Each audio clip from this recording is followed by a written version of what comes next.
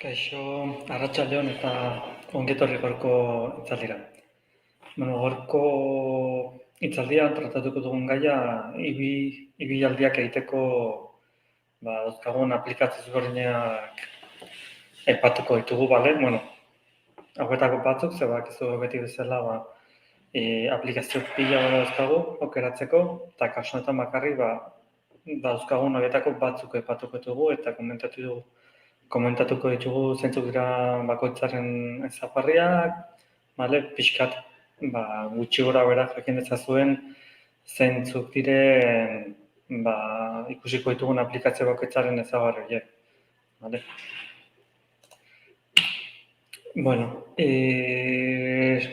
Sarrera bezala iratuko zuen. Mendibilak egin nahi baditugu, gaur egun teknologiaren laguntza dugu. Eta horri esker, ibilbide plangintza bikaina egin dezakegu gure segurtasuna bermatuz. Aukera hon bat da, gure telefono mugikorra erabiltzea ibilbide berriak aurkitzeko. Eta horiei buruzko orientazioa eta argibideak jaso ahal izateko. Azken finean, aplikazio pixkat nolabait ematen digute segurtasun bat, bale?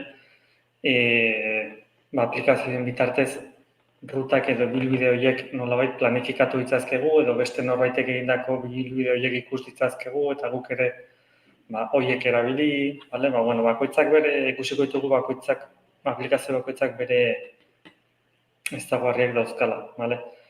Eta, gaur egun telefono ordenagailu bat bezalakoa da, baina, kasu batzuetan ere smartwatchak baldin dauzkazue, hauekin gaur ikusiko ditugun aplikazio batzuk ere smartwatchen-zako aplikazio ere badago, bale?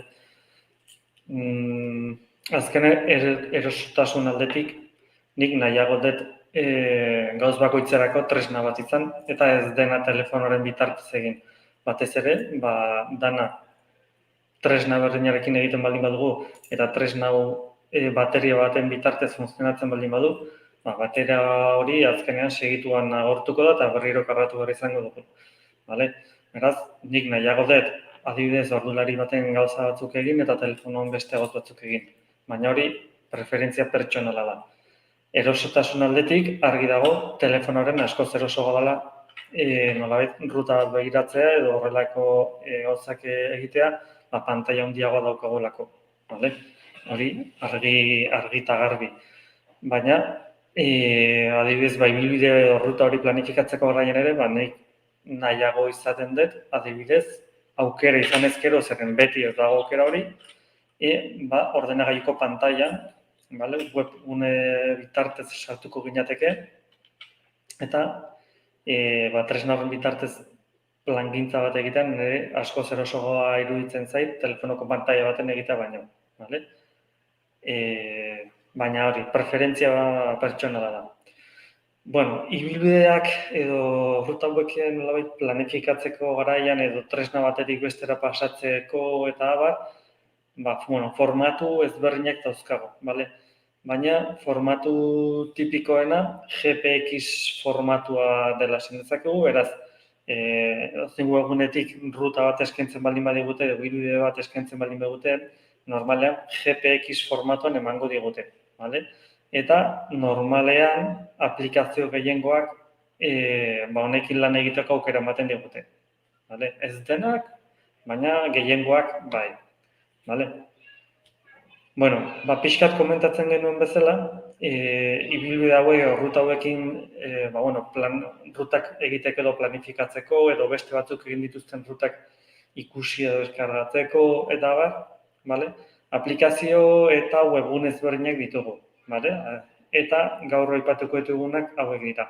Wikiloc, Komoot, Gaia GPS, Atlas, AllTrails eta mendiak. Gehiago ere badaude, baina hauek aipatuko ditugu gaurko egunean. Ez dizuet esan, baina beti bezala zalantzarik edo daukazue, badakizue, komentarioen atala daukazue hor, beraz zalantzarik izan ezkero, idatzi eta zalantza horiek argitzen saiatuko naiz. Bai? Bueno, Wikiloc, zaharrenaz baldin bada, zaharrenetarikoa da, vale? Mundu honetan ibilbide edo rutako mundu honetan denbora asko, urte asko daramatza, vale? Eta alde batetik aplikazio daukagu, baleino webgune bezala ere badaukagu aukera, vale? Wikiloceko aukera. Doako aplikazioa da, hainbat hizkuntzatan eskugarri dago eta biltegiratzeko eta partekatzeko aukera ematen du, vale? Aire zabaleko ibilbideak georreferentziatuak, mundu osoko interesguneak edo waypointak deitzen direnak, vale? Horiek ere baditugu. Hemen aipatu beharra dago aplikazioa doakoa da, bai, baina ez. Vale? Hau da, funtzio basiko batzuk doakoak dira, baina funtzio aurreratuak erabili baldin baditugu, suskripzio bat ordaintzea eskatuko dugu. Eta ez badukagu gure suskripzio hori, zingo dugu aplikazioaren zati handi bat erabili. Vale? Hori argi eta garbi eduki behar dugu. Bestela, ezin izango, oso gauza gutxi egin daitezke aplikazioen bitartez. Vale? Rutak eta kontsultatu daitezke, bai, baina ezin dira rutak jarraitu, hori funtzio hori okerrez banago ordaintzeko funtzioa da. Vale? Rutak deskargatu daitezke, bai, baina hemen ere aipatu beharra dago, aplikazioan daukaguna eta webgunean daukaguna aukera ezberdinak izaten dira. Vale? Batez ere ruta deskargatzeko garaian eta horrelako gauzekin, sistemak pixkat aldatu egiten dira Wikilocen kasuan. Vale? Funtzio garrantzitsuenen artean, mota guztietako jarduretako ibilbideak aurkitzea. Vale? Bizikleta, mendibide, ibilak, kaiak, korrika egiteko, nolabait, aktibidadeak, vale? Mota ezberdintan banatzeko aukera ematen dugu aplikazionek, eta ibilbideak edo rutak igotzen ditugunean, edo igotzen duen pertsonak, rutak badauka informazioa, eta bidez distantzia, desnivel positiboa eta horrelako informazioa dauka, baina guk adierazi behar diogu zen motatako ruta edo aktibidadea egin dugun ruta horren edo bilbide horren bitartez. Modu horretan guk igotzen dugunean eta beste norbaitek informazio hori bilatzen duenean, badaki hori zein zuzenduta dagoen. Ibiltzeko pertsonei zuzendu dago, korrika egitatuen pertsonei, bizikletaz dazen pertsonei, nori zuzenduta dagoen ruta hori. Gero bakoitzak badakigu, korrikako ruta batenean ibiltzeko ere balio du.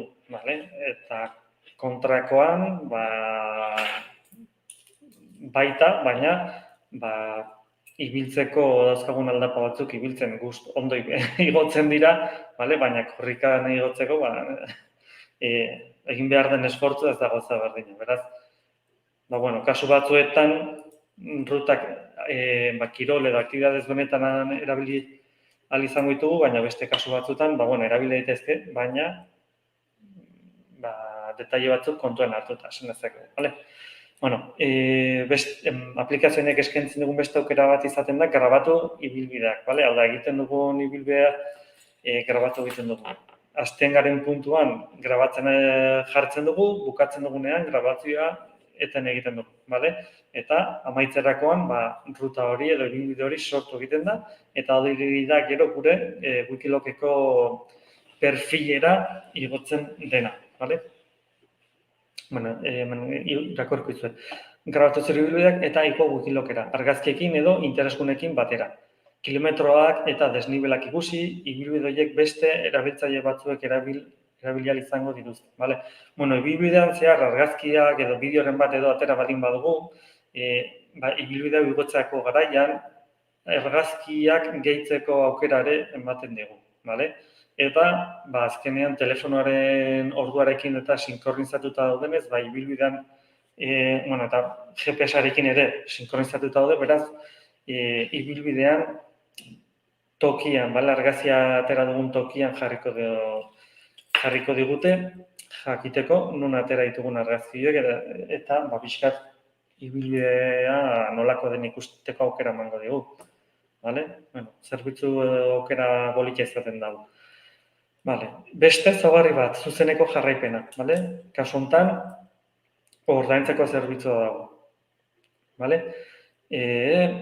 Baunu bakoitzean lokalizatuta izateko balio du eta interneteko konexioa behar du. Hau da, ruta bat kargatzen dugu eta ruta hori jarraitzeko kotxeko GPS egingo balu bezala, vale? Egin 200 metro aurrera, hemen ezkerrera, beste eskuira, da, nolabait gezi bat bidean zehar, ibilbide horretan zehar, nolabait bidea markatzen dugun aukera hori, vale? Kaso horretan ordaintzeko zerbitzua da. Eta ez badaukagu suskripzioa, lehen aipatu izan suskripziorik, ezin izango dugu zerbitzuaren zati hori erabili, vale?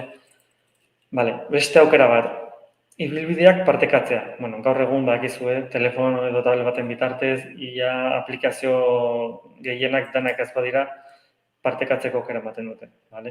Eta, kasu honetan ematen dute aukera partekatzeko Facebook, Twitter edo gure sisteman instalatuta daukagun aplikazioaren arabera, beste kasu batzuetan ere utziko dugu partekatzen, vale?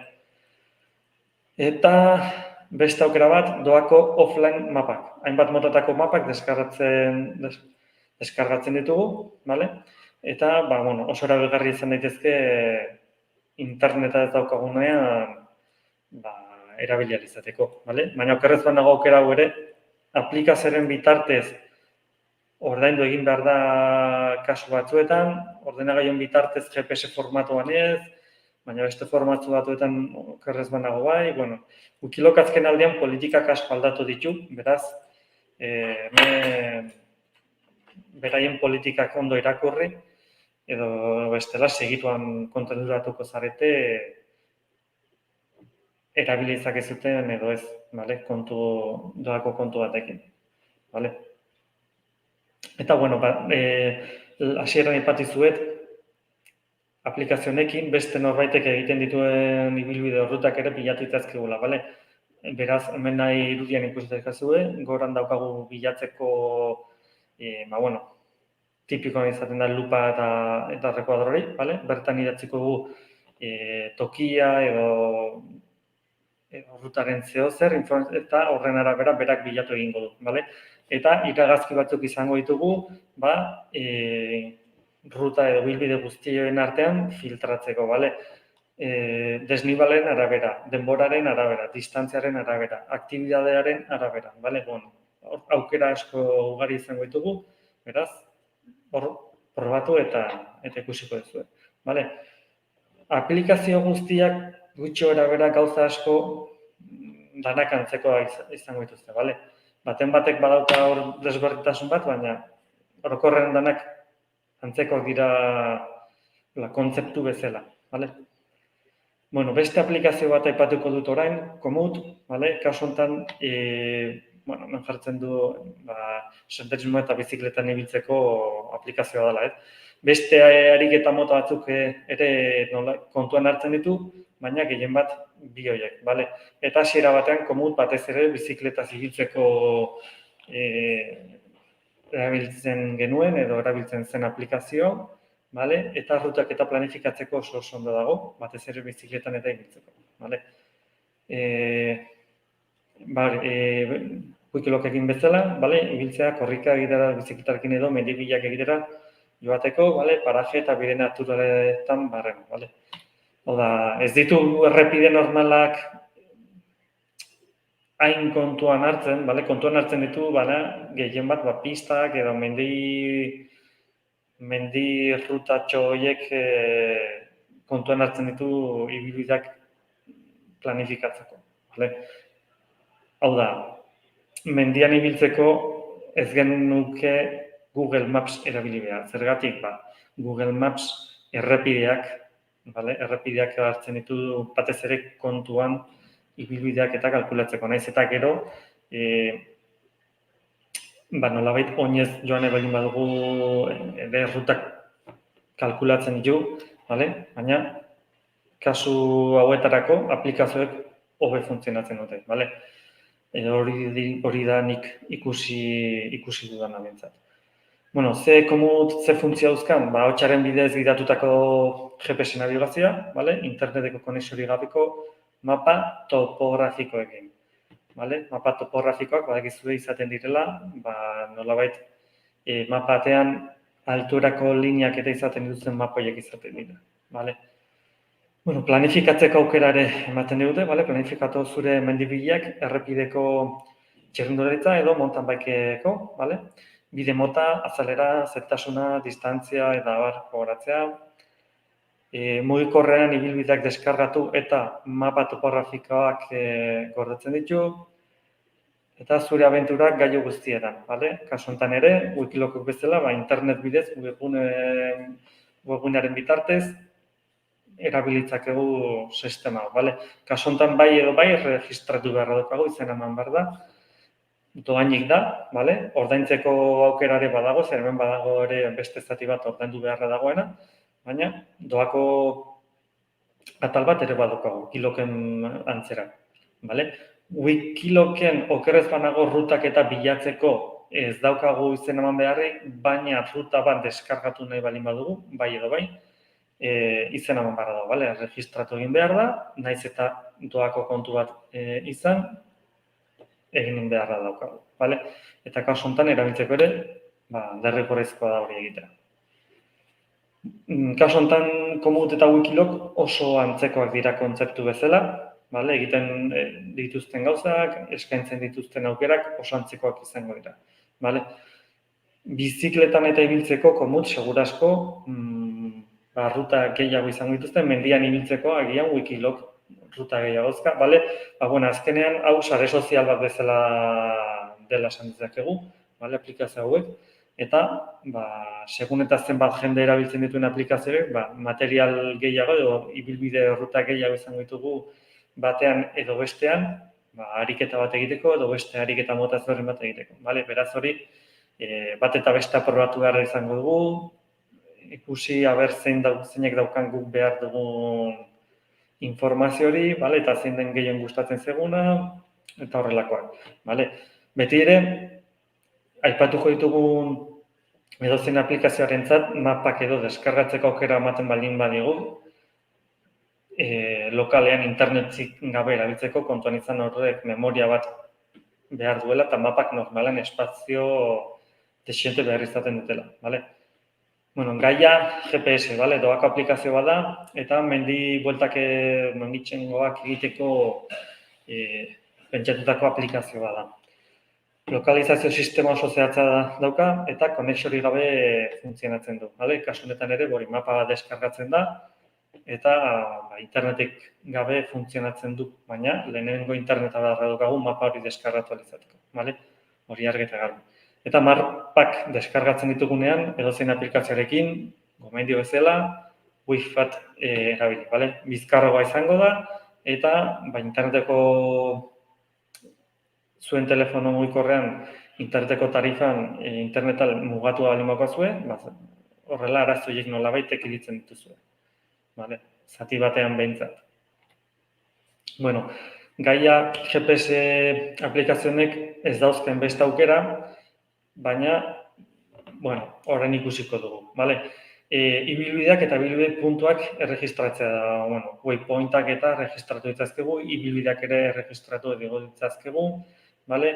Argazki geoetiketatuak ere egiteko aukera ematen dute, Wikilokon bezala, bidean zehar argazkiak atera baldin baditugu, bueno, GPS-eko informazio hori argazkin ere sartzen da, bueno, noretan pixka sinkronizatu egiten da, bale? Wikilokon lantzera.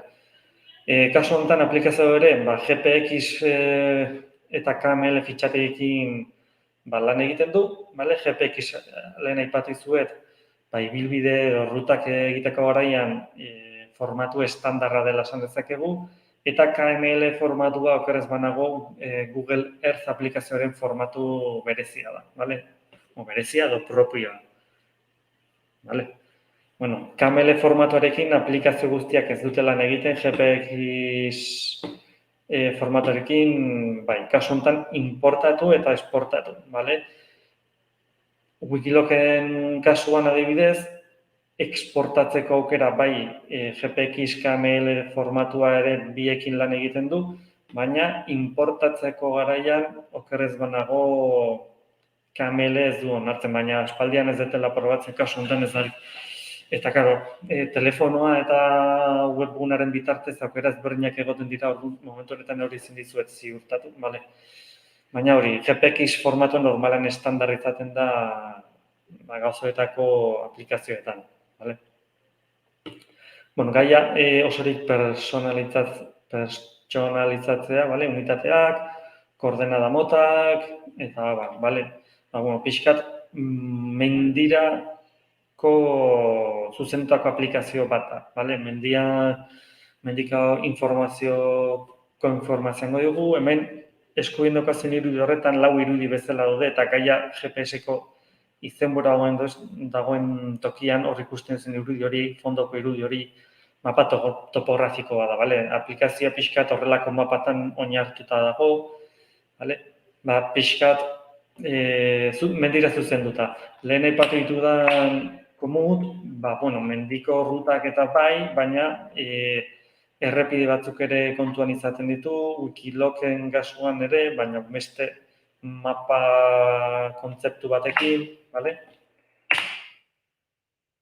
Bueno, aipatuko dudan hurrengo aplikazioa, Atlas izenako aplikazioa da, bale? Atlas, senderos y senderismo.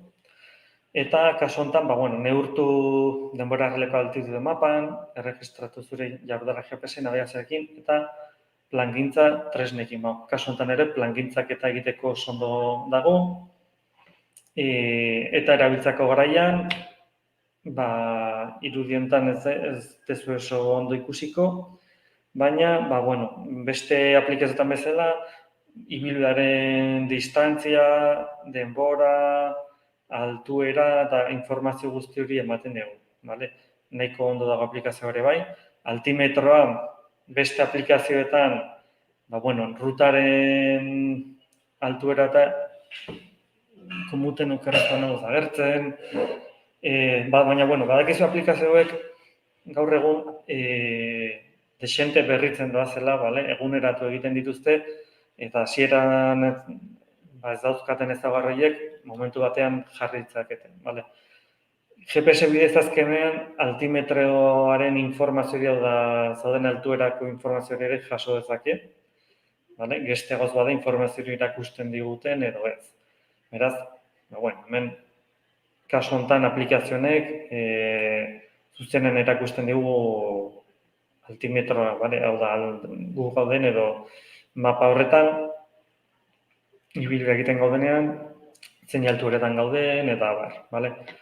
Jardueraren jarraipena historiko bat egiten du, bale? Egin ditugun ibilbide ezberdin jarraipen bat egingo digu, gogoragune mapa ere badauka, denbora errealeko altitudaren grafikoa, erreferentzia puntua garotzea, bale? Edo waypointak, GPX fitxategiak irakurtzen ditu, importatu ere egiten ditu, altuerako aldizkako ahotsaren jakinarazpena, hemen abisu bat bezala altuera konkretu baten gaudenean, ahots jakinarazpen bat ematen dugu altuerentara iritsi zara edo horrelako zeo zer, bale? Ibilbide eta distantzia vertikala neurtzen ditu, koordenatuak mapan lortzeko aukerakagu, bale? Eta iristeko gutxi goraberako ordua kalkulatzen dugu, pixkat kotxean goazen bezala, gure abiadoren arabera eta zein ordutan iritsiko garen kalkulatzen dugu, bale? Kasu honetan aplikazionek ere, guk ibilbideak kargatzen baldin badugu, guk ibilbide horretan goazen denean, zein ordutan iritsiko garen gutxi gorabehera adieraziko dugu, bale? Bueno, urrengo aplikaziora pasatzen baldin bagara, orain arte ez dago guztietan sartzen, ze azkenean Wikilogen lehenengo aplikazioan pixkat gehiago detaile gehiago omen dizuet, ezken danak nahiko antzekoak izango dira, bale? Oda, ibilbideak bilatzeko aukera emango digute, bale? Beraz, bilatzeko iragazki bat edo filtro bat izango dugu, bale? Ariketa motaren arabera, distantziaren arabera, zailtasunaren arabera, bale?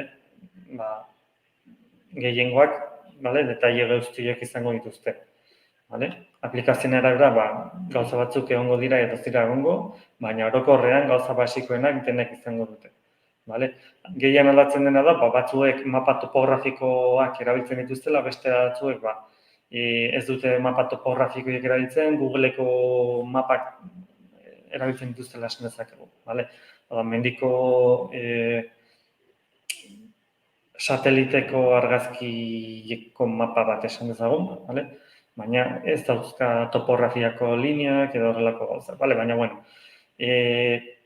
nire ustez hori gutxienekoa da.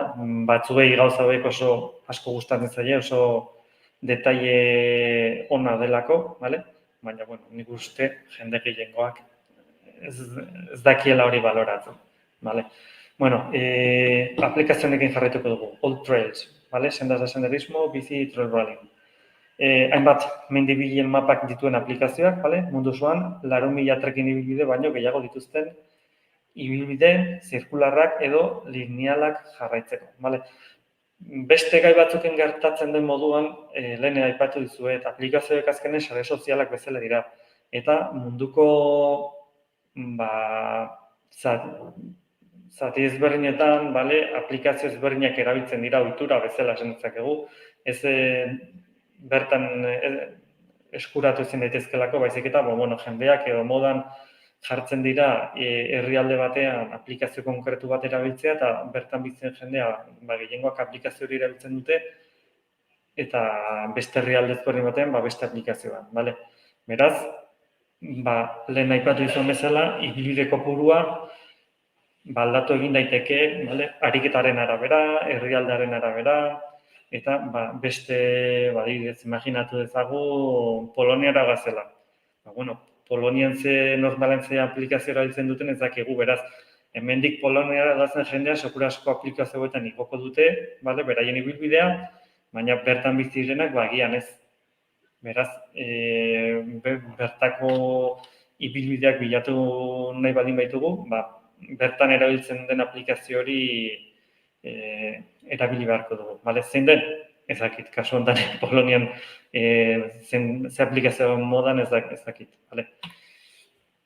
Kasu honetan aplikazio hau, lehen esan duen bezala, 4.000 ibilbide baino gehiago dauzka, mundu osoan, 4.000 ibilbide mundu osoan ez dira asko. Herria Espainian bakarrik izango balitz, baina mundu osorako 4.000 ibilbide ez dira inbeste. Gauza da, non daude 4.000 hauek. Planifikatu zure abentura, lortu ibilbideen informazio zehatza, egoera, erreseinak, gidarientzako GPS navigazioa. Kasu honetan aplikazio honek badauka gozon bat eta da ibilbidea hasten den tokira nola iristeko aukera informazioare ematen dugu. Kotxez baldin bagoaz, hemen onaino iritsi behar duzu kotxez, eta nahiko detaile ona da beste aplikazioetan ikusi ez dudana. Beste aplikazioetan jendeak egiten du komentarioen bitartez edo rutatik gotzen zuenean badogorra talban online informazio emateko eta horri idatzi ezakezu. Beste kasu honetan kontzeptua pixkat desberdina zentzuenetan.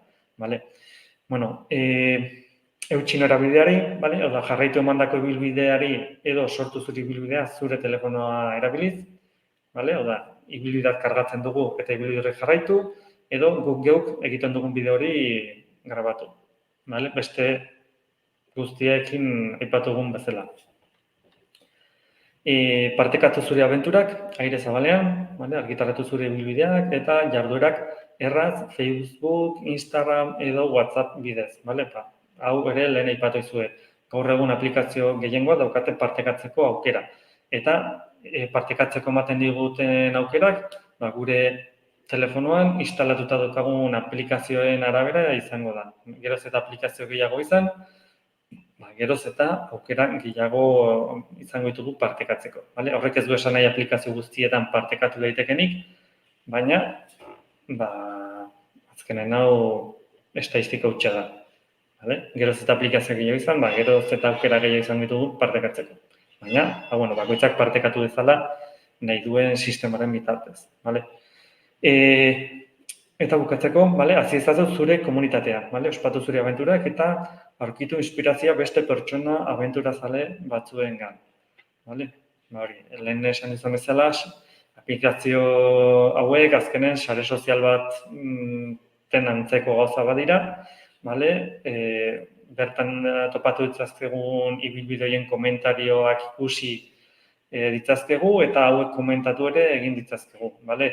Zergatik, kasu askotan ibilbide bat grabatzen da, adibidez duela 4 urte eta gaur egun ibilbide hori agian aldaketak jasan ditu, eguraldiengatik edo beste edozerengatik aldaketak jasan ditu eta komentarioen bitartez jendea informatu dezakegu,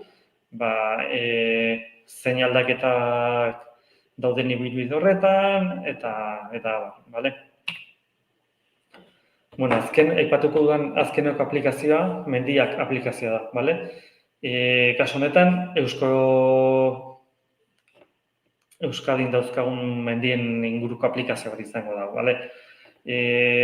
Kasu honetan, pixkat hemen inguran ditugun mendi ibilbideak nolabait sustatzeko aplikazioa da, bai? Euskal Herriko mendi nagusien zerrendak, fitxak eta informazio praktikoa izango dugu, bale? Hauen artean, kokapena, altimetria, argazkiak eta, pixkat beste aplikazioen antzera, bale? 1500 mendien buruzko informazioa daukagu, bale? Euskal Herriko mendien mapa interaktiboa izango dugu, bale? Non dauden, gertupenak, mendi bat iristeko modua eta aplikazioak estatistika pertsonalak ematen dizkio erabiltzaileari, bale? Zen mendi igo dituen, noiz, zenbat aldiz, bale? Hau da, detaile bitxiak dira, zenbat aldiz igo mendioa, ibilbide hori zenbat aldiz egin dugun, zein egunetan, hau da, historiko bat gordetzen du, bale? Horretarako ere, aplikazio erabili behar da, grabatzeko, berak jakin dezan noiz egiten dugun, eta bale, ez badugu nolabait aplikazioa erabiltzen ibilbideak egiten ditugunean eta aplikazioak berak ez daki noiz egiten dugun, beraz. Ibilbideak eta egiten ditugunean, aplikazioa erabili behar izango dugu, berak historiko hori edo sortu edo eta gordetzeko. Horrela, aplikazioa norberarentzat datu basea eta katalgo pertsonal modukoa ere izango da. Beraz, zentzu horretan, detaile politia da. Eta honekin, labur bilduz, mendibilak egine baditugu gure smartphonea erabiltzakegu, gure espektatibatara eta aukeretara ondoen egokitzen den ibilbidea aukeratu eta planifikatu. Kilometro kopurua, zailtasuna, eta ibilbideak segurtasun osoz egin. Ikusitugun aplikazioetatik danak ez dauzkate aukera berdinak, eta gogoratu kasu batzuetan zati batzuk ordaintzeko zerbitzuak izango direla, beste batzuetan ez, eta hauetako zerbitzu batzuk ere webgune bitartez, hau da guk derrigorez registratu egin behar izango dugu aplikazio gehienetan, beraz izena ematen dugu eta datu horiekin bai webgune bitartez edo bai telefonoan bere app-aren bitartez sartuko gara. Beraz hor guk perfil bat daukagu eta perfil hori nolabait binkulatuko dira, guk gordetzen ditugun ibilbideak eta beste informazio guztia. Planifikatzeko garaian, aplikazioen arabera, baina orokorrean dena dauka edo gehiengoa daukate informazio hau, altimetraren grafika bat izango dugu, jakin dezagun igo behar dugun altuera hori dana segidan igotzen dugun eta gero dana lagoa dan, edo poliki igotzen dugun zati bat, gero beste bat, beraz, pixkat kalkulatu dezakegu nolako izango den bidea. Zergatik aipatzen dizueta, adibidez Wikiloken okerrez banago, badago zailtasun atal bat, eta bertan jartzen du ibilbidea erresa, zaila den, eta horrelako nolabait detaile txiki bat ematen digute. Gauza da, hau, okerrez banago, ibilbidea igotzen duen pertsona jartzen du. Beraz, horrelako detaileak pixkat kontuan izan, baina ez euneko unean sinistu. Zer, azkenean bakoitzak duen kondizio fisikori jakin beharra dauka, eta ibilbide hori, grafiko hori ikusten dugunean, interpretatzen jakin behar dugu, ea guk daukagun kondizio fisiko horrekin, edo joan behar dugun pertson talde hori denok ibilbide hori egiteko gai garen, edo ez, bale? Oda, aldez aurretik jakin dezakegu gutxi gorabehera ibilbide hori gogorra den, edo ez, altimetriako grafiko hori ikusita. Gero, alde teknikoa esan ezagun, ibilbide batzuetan teknikoki zailak izaten dira, aurra aplikazioen arabera, normalean ibilbide igotzen duenak informazioa emango dugu. Baina, planifikazio basiko bat egiteko, batez ere, txango normalak emateko bizikletaz, bizikletaz juteko ere horra arazoak egoten dira horrekin, ze kasu batzuetan ibilbidea erresa dela esaten digute, eta gero, harri batzuk daude toki batean, bizikletik jitsi behar duzu, eta ez da gauza berdina, grabeleko bizikletaten jutea, montapaike batean joatea, detaile txiki asko daude hor, eta, informazioa begiratu behar da, ondo, eta denbora bat dedikatu behar dugu nolabait planifikazio horrek. Mila esker gaurkoan gurekin hemen egotagatik, zalantzarik ez daukazuela ikusten dut, zalantzarik baldin bakazute idatzi komentarian talen mesez, eta argitzen saiatuko naiz. Badakizue, astero gai berri bat izaten dugula, kasu honetan ibilbideak nolabait planifikatzeko edo bilatzeko dauzkagun aplikazio ezberdinak aipatu ditugu, eta hurrengo astean beste gai berri bat izango dugu, Hurrengoa, ludifikazioaren araberakoa korrezban dago, gero trafikoko eta aplikazio bat, Google Fotos, eta beste bat ere, baina horrentxe bertan ez gogoratzen honen gaia. Zalantzarik ez daukazutez, hemen utziko dugu gaurkoz, mila esker hemen gurekin egotagatik, eta hurrengora arte. Agur!